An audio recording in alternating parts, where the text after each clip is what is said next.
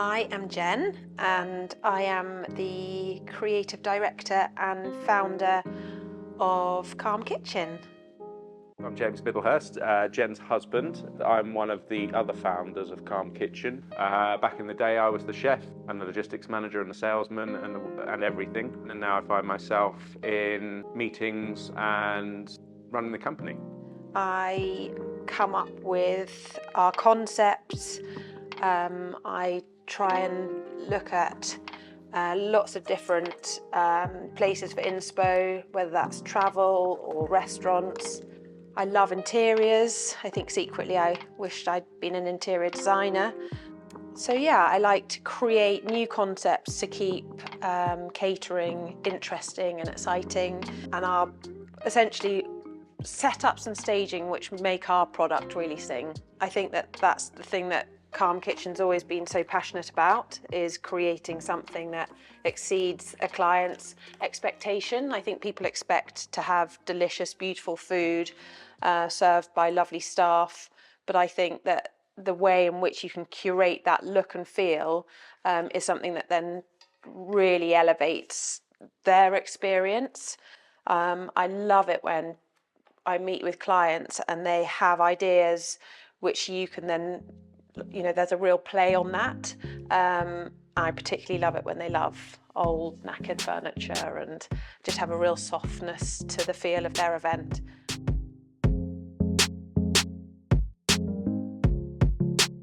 All probably unknown, probably the having to think on your feet and be dynamic and adjust to the situation that's ahead of you. No day's the same, no event's the same, no venue, no menu, no client, everything changes every single day. So it's a huge challenge, and I think that that's what keeps us engaged and energetic around being in the events business. For me, it is really about elevating that concept that a client would come to you with. So the idea that they can come and bring their ideas and we can really enhance their experience. Ultimately, I love making people happy. So that's really the thing that motivates me to keep developing concepts and ideas. And really engaging with our team so that they understand the importance of that real engagement and the ability to really hear what people want. Definitely not. No, I personally didn't have a dream other than I wanted to work for myself. And I don't think Jen and I ever had a goal other than just to try and be the best at what we do on a daily basis. I trained as an all nanny and I then went into maternity nursing. So I adore babies, hence why I've got 4. I have always loved beautiful things and I've always loved pleasing people. So I think really my partnership with James, we met at school. We travelled to Australia. James got a real cooking bug. It was a small independently owned coffee shop really, but it had a nice hot and cold food selection at breakfast and lunch. I think I went in as the pot wash and within 2 weeks was running the kitchen, same old story in hospitality. And it just never felt like a job. I had a natural affiliation with food and the ability to be organised and tidy and work smart. So that's kind of where I found my passion for being organised. And then thought I'd retrain when I came back to the UK and had a good opportunity to go to the Tante Marie cooking school. I think just with his meticulous care around food and my love for pleasing people and creating beautiful things, I love working with our team. I think that just allowed our business to grow and develop. We never had a plan to set up a catering company. It just, I guess, evolved and has become what it is today. Interesting. I would love to have Anya Hindmarsh over. I think she's incredibly inspiring. I love her product. I read her book actually recently and it was a brilliant read, so highly recommend it. It's the one that always comes back and that still inspires me. I still watch quite a lot of his content, is Gordon Ramsay. I think that he is pretty remarkable in what he's achieved as a chef and a businessman. He's clearly a very talented individual, but I think away from the kitchen, his ability to be able to mentor and develop and grow people within his business, there's absolutely no way he could do what he does at the scale without being a really good leader, an inspirational person. And I know that it's something I have to work on daily to try and be better at communicating and inspiring. And I think, looking at people like him helped me do that. What would we eat? It would definitely be big sharing, nibbles, grazing down the middle of the table. I think I love sort of Lebanese style. There's a gorgeous restaurant that I go to quite often called Bubbler in London. And it's lots of small plates, hummus. They do the most incredible halloumi. So yeah, I would probably go down that route. And if I was to invite, I think probably something like scrambled eggs. I mean, scrambled eggs done well is one of the best meals that you can have. Scrambled eggs, sourdough. Yeah, we do that together and then just chat. It'd be great.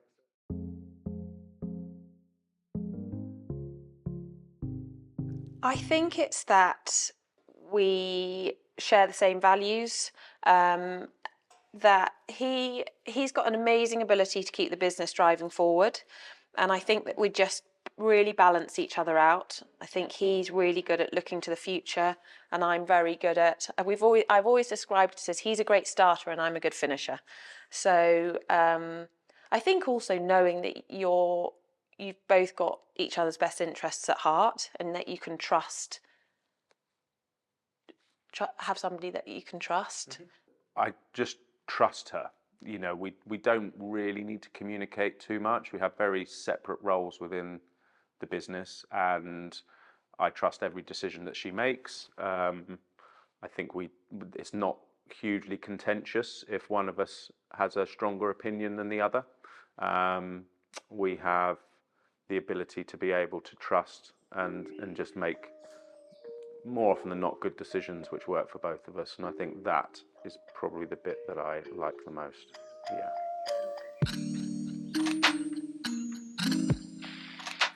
She's probably not as confident as she looks. And none of us are. She's very assertive. She's confident in the work environment. She's incredibly passionate and experienced in what she does and what she gives the business. But I think we all doubt ourselves, more than we may let on. And I think a lot of people that come into touch with Jen would probably think that this is somebody who's got it all sorted, and as most of us are, she hasn't, and is quite open about that with people that she trusts. What would they be surprised to know about James? He's a really good drummer. He's actually really good at everything. It's really annoying. He's really good at sport. Yeah, he's an amazing father. I don't know, he's quite annoying. He's actually just really good at everything. The biggest challenge is always been segregating work and family. We were a young couple when we started Kalm Kitchen, and then young parents whilst trying to grow Kalm Kitchen and build a family and have a healthy work-life balance, which was impossible and is impossible while trying to grow a business. And so I think that the navigation of trying to understand how best to manage that has probably been the biggest challenge for us. But I think, as we sit 16 years later, I think we've got that balance pretty good, actually.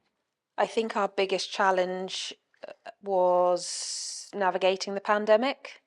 We had, 4 children and a really busy diary.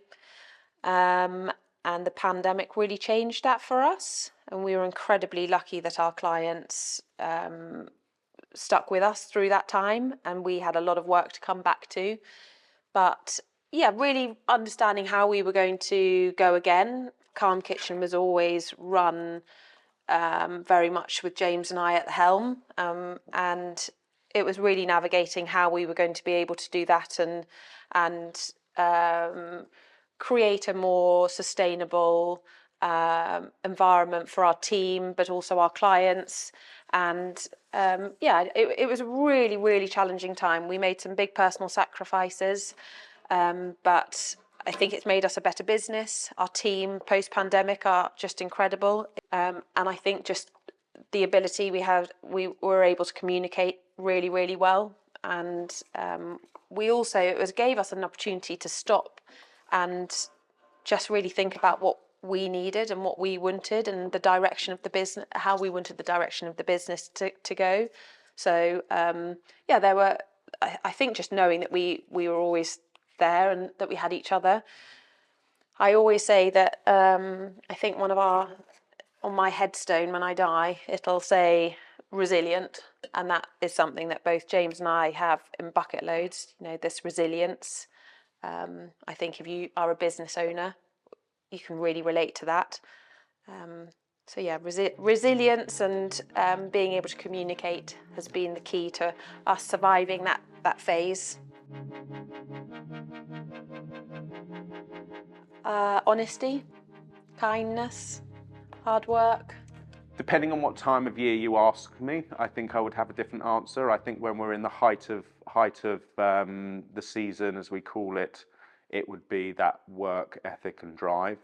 And at this time of year, communication is key, and the ability to be able to listen and communicate with your peers and your colleagues, and understand that everybody has good intentions and is looking for the same outcome, and maybe to see things in a different way. And communication is key to make sure that we can all work together and execute and be aligned in our vision. So communication, definitely. The way that James and I have grown our business is being able to do everything. So, and I think that's often true for entrepreneurs. But I think I have an expectation of our team that they are willing and prepared to help their colleagues. And I think that creates a sense of unity within the team. And it also makes every department feel that they're engaged and that they care. So we implement a onboarding process where new recruits spend time in all departments. And I think it's really useful for them to understand the processes and what are the pressures of working in logistics, what are the pressures of working as a planner, and I think then long term that has a really positive impact in that there's empathy, and also people can jump in and help when their colleague is under pressure. And I feel it's like one of the greatest joys of running a business is the people. I am always on the hunt for some new props.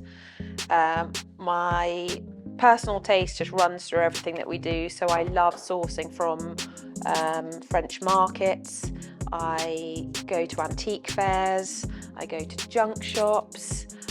I just always am on the lookout for something quirky and interesting, and I was actually speaking to a guy the other day who he does big interior projects, and I love being able to, I sort of spot an old urn and think, well, how can I use that perhaps isn't necessarily for plants? Use it as staging for one of our grazing stations or whatever it might be. So yeah, I am always on the hunt for beautiful pieces. Not too complex here. I love butter. I love eggs. I love butter. I love salt. I love bread. Give me that combination any day and I'm very happy. But you add butter and salt to anything, it only improves it. Undoubtedly the people. It's the people and the foundations of what we've got here and the culture that makes it a good place to work. And, I think that is the bit that really is special at Kalm. And it's the favourite bit, the people. It's such a joy to coming to work. I choose to sit with the team and I love their energy. I love the ideas that they come up with. I think it's a real privilege working with a real mix of people. You learn a lot about yourself. So yeah, I think it's the people, and then delighting our clients. I think that is another key. It means a huge amount to me that our clients are happy.